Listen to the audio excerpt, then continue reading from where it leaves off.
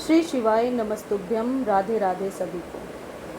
शमी का पौधा न केवल धार्मिक और वास्तु के दृष्टिकोण से महत्वपूर्ण है, बल्कि इसे कई स्वास्थ्य लाभ के लिए भी जाना जाता है।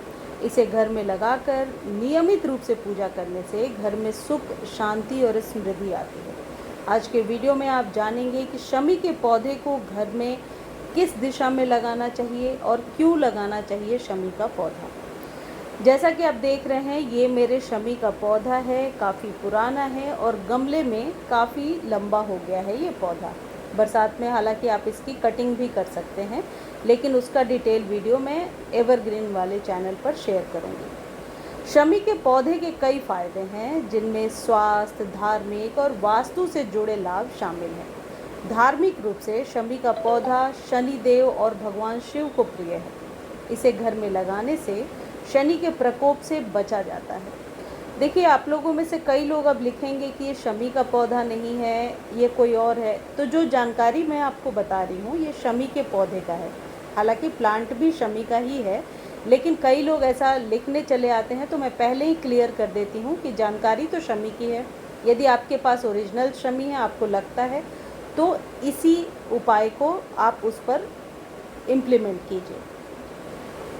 देखिए, घर में लगाने से शनि का जो प्रकोप है वो कम हो जाता है। इसके अलावा शमी का पौधा घर में सकारात्मक ऊर्जा लाता है, आर्थिक स्थिति में सुधार करता है और घर के वास्तु दोषों को दूर करता है। स्वास्थ्य के दृष्टिकोण से शमी के पत्तों का उपयोग गले की खराश, मुंह के छालों और दांत दर्द जैसी समस्याओं के इलाज के लिए किया जाता है।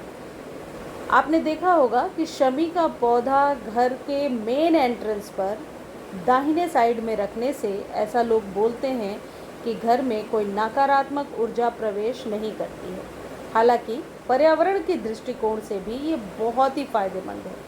शमी का पौधा हवा को शुद्ध करता है और ऑक्सीजन के स्तर को बढ़ाता है। शमी का पौधा तनाव को कम करता है, एकाग्रता बढ़ाने में मदद करता है और आध्यात्मिक विकास में सहायक माना जाता है।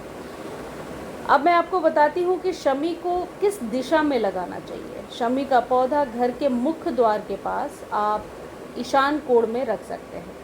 हालांकि मुख्य द्वार के पास किसी भी ऐसे जगह पे रखिए जहाँ साफ सुथरी जगह हो और जहाँ पर कि कचरा गंदा ना हो। अपने दैनिक पूजा में शमी के पत्तों को ज़रूर शामिल कीजिए। शमी के पौधे के पास शाम के समय दीपक जलाकर पूजा करना शुभ माना जाता है।